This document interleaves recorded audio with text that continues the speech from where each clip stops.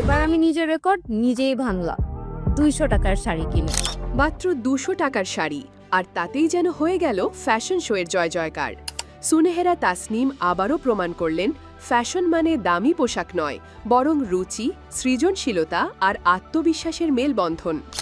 এবার তার ইচ্ছা ছিল গুলবাহার রূপে হাজির হবেন। সেই ভাবনা নিয়েই পৌঁছে যান মোহাম্মদপুরের সলিমুল্লাহ রোডের সাপ্তাহিক মেলায়, যা শুধু রবিবারেই বসে। অনেক খোঁজাখুঁজির পর তার নজরে আসে একদম সাদামাটা উজ্জ্বল হলুদ শাড়ি, দাম মাত্র 200 টাকা। আর সেটাই পরে সুনেহেরা যেন রূপকথার গুলবাহারে রূপান্তরিত হলেন। এটাই প্রথম নয়, এর আগে মাত্র 300 টাকায় শাড়িতেও তিনি দর্শকদের মুগ্ধ করেছিলেন।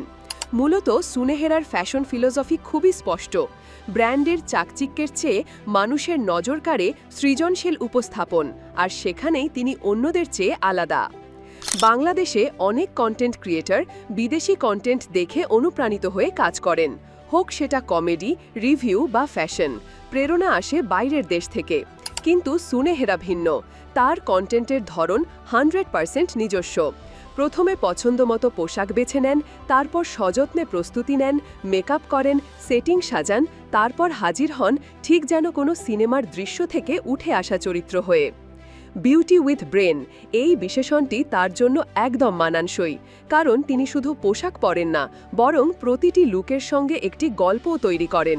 শাড়ি, কামিজ কিংবা যে কোনো ঐতিহ্যবাহী পোশাক, সব কিছুকেই তিনি এমনভাবে উপস্থাপন করেন যে তার নতুনত্বে ভরে ওঠে। আর সবচেয়ে বড় কথা, ফুটপাতের জিনিস প্রমোট করার সাহস খুব কম মানুষের থাকে। সুনেহেরা তা করছেন নির্ভয়ে। তার ফলোয়ার সংখ্যা দিন দিন বাড়ছে, অথচ শুরুটা ছিল খুবই সাদামাটা। প্রথম দিকে কোনো রিং লাইট ছিল না, ফোনের ক্যামেরা আর টেবিল ল্যাম্প দিয়েই ভিডিও করতেন। 1800 সাল পর্যন্ত তার ফেসবুক অ্যাকাউন্টও ছিল না, তখন শুধু ইনস্টাগ্রামে কাজ করতেন। ধীরে ধীরে অনলাইন ব্র্যান্ডের সঙ্গে কাজ শুরু হয়, তারপর বড় বড় ব্র্যান্ডের চোখে পড়েন। ইনস্টাগ্রাম থেকে জনপ্রিয় হয়ে এখন তিনি ফেসবুক সহ সব বড় সোশ্যাল মিডিয়া প্ল্যাটফর্মে সক্রিয়। তার কন্টেন্টে সবসময় সময়োপযোগী পরিবর্তন আসে। একই স্টাইলকে তিনি বিভিন্ন ভ্যারিয়েশনে উপস্থাপন করেন, যাতে মানুষের কাছে নতুনত্ব বজায় থাকে। ঐতিহ্যবাহী পোশাককে প্রাধান্য দেওয়ার পাশাপাশি তিনি আধুনিক ছোঁয়াও রাখতে ভোলেন না। ব্যক্তিগত জীবনে সুনেহেরার বেড়ে ওঠা ঢাকাতেই।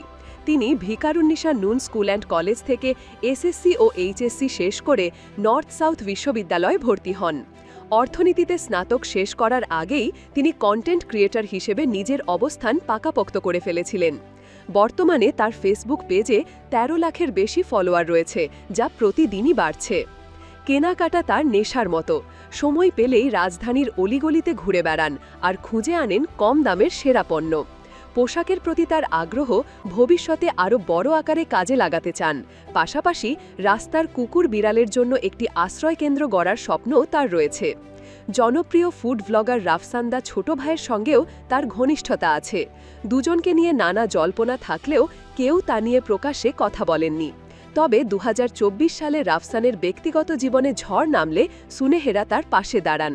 বাংলাদেশে ফ্যাশন ব্লগিং এখনও ততটা জনপ্রিয় না হলেও সুনেহেরা এই ক্ষেত্রের প্রতি মানুষের আগ্রহ বাড়িয়ে তুলছেন। তার মতো কন্টেন্ট ক্রিয়েটররা প্রমাণ করছেন, স্টাইল মানে শুধু দামি ব্র্যান্ড নয়, বরং সৃজনশীলতা আর আত্মবিশ্বাসী ফ্যাশনের আসল পরিচয়। আর তাই 200 টাকার শাড়ি পরে বাজিমাত করাটাই তার কাছে একেবারে স্বাভাবিক ঘটনা।